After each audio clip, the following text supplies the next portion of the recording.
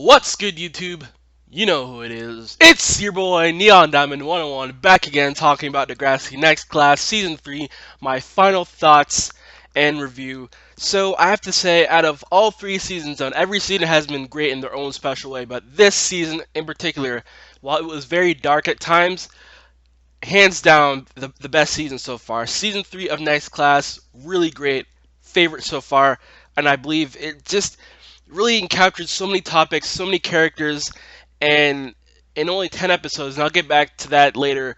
But I just really just want to briefly talk about some stuff I really enjoyed. So I really enjoy the closure from the bus crash. Obviously, that was a huge cliffhanger, and we assumed that people were dead. I was certain that either Tiny or Tristan was gonna die.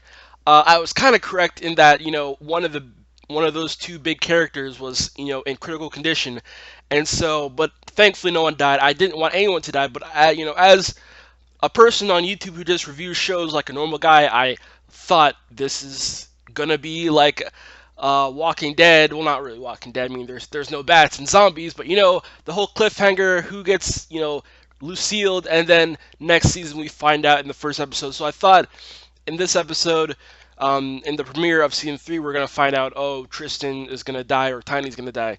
Thankfully, none of them did.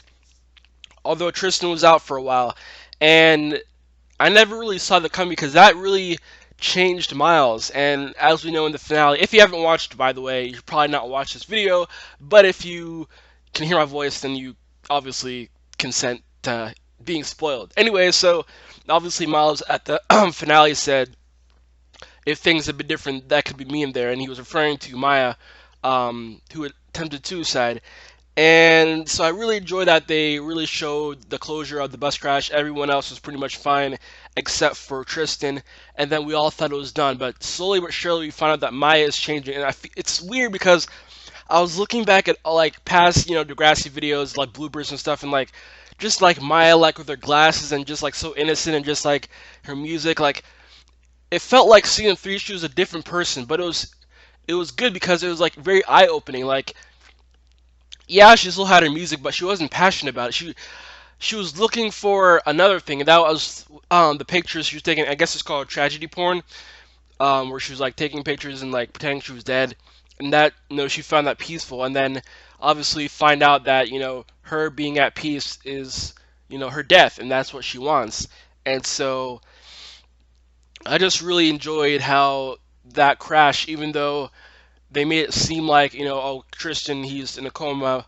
Eventually he'll be okay. But everyone else is fine. Jonah, I believe Grace was on there too. I'm not sure. Tiny, everyone seemed like fine, but Maya really was struck differently. So I really liked that aspect. Another thing that I really enjoyed was Miles and Lola. Now, if you told me this like at the end of last season that they would even like talk, because literally I don't think they had much of interaction at all in the previous time. The only time, and I feel like a broken record saying this, is when uh, Miles was on drugs. I believe he was with Esme, and you know she was Lola was pissed off that Miles sent a picture of his junk because he was like on drugs. Anyway, so I really enjoyed their friendship. And I say friendship because, like, before they, kissed, it seemed like a genuine friendship. They were, like, Snapchatting, they're being silly. And, like Miles said, like, she was his hope. Like, when Tristan was gone, he felt like his world was shattered. And so I really liked their friendship. But I'm not gonna lie, I thought, like, when they kissed, it felt, like, right. And so I really enjoyed that they had a connection. I also enjoy that we learned more about Esme. So in season 1, with Miles and Esme and the whole drug situation, and Miles going downhill, I was so fascinated by Esme because she has these drugs and she seems like a very like calm person. Like, she didn't really seem crazy. So I was kind of wondering, like, is like Esme like crazy, or is it like a family member? And so obviously we didn't see her much last season, and so we learned that obviously her mom like committed suicide or something, and her father blamed her. So obviously she kind of has an issue with, she knows like about mental illness and stuff like that. And I really like that we learned more about Esme. Also, I really enjoyed the refugee aspect. Now it's always I'm always in I don't know. I'm always wary about new characters because I feel like, especially Degrassi, there's so much they could do with the current characters that whenever they bring new characters, it's kind of like how like Casey and Jenna and Dave and some other characters like Wesley, who even got written off, like some characters whose storylines are just dead because um, they keep on bringing new characters. And I get it, you have to bring new characters, but I really enjoyed Rasha and Sad. Even though Rasha, we saw more of her, I really enjoyed her. Um, and just kind of like learning about being Muslim and her ideals of sinning and her different beliefs with Goody. So I thought it was really interesting. We learned about that, and it was just really cool. And also, obviously, the biggest thing is Maya's depression. Um, I really enjoyed this aspect because it just really seemed like Maya was like going through some survivor's guilt, and we thought, oh, she would get over it or she would get through it. And then when her Katie Madeline comes and they have like the slumber party, and we think she's gonna get over it, but she doesn't. And so it's kind of like it's like really sad because it like showed like a realistic approach. Like I know everyone's like depression is different, but they made it clear that Maya was not sad. She felt empty. She felt numb, and she wasn't sure what to feel. And so I really enjoyed that aspect of it. And yeah, like I said, season three was really good.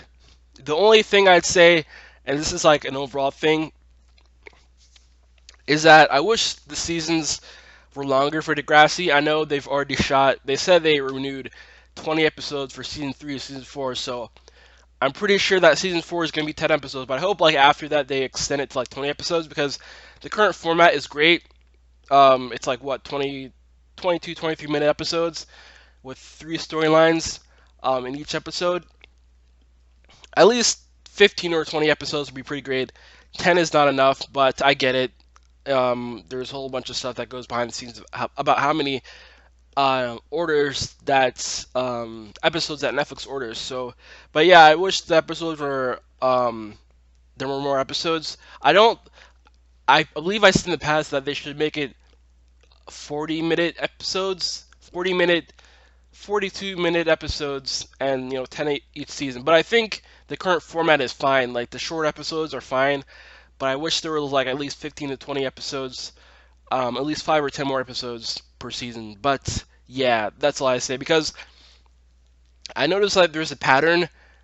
Um, like some people we saw last season, we didn't really see much this season. Kind of like Winston, and so I think it's just there's so many characters like, and kind of like a tiny where you usually see him a storyline with like Shay or something. So and they always have to like mix up storylines because obviously there's not enough to have like everyone to have their own storyline. So I think that would be awesome to see. But anyways, that's my season three recap.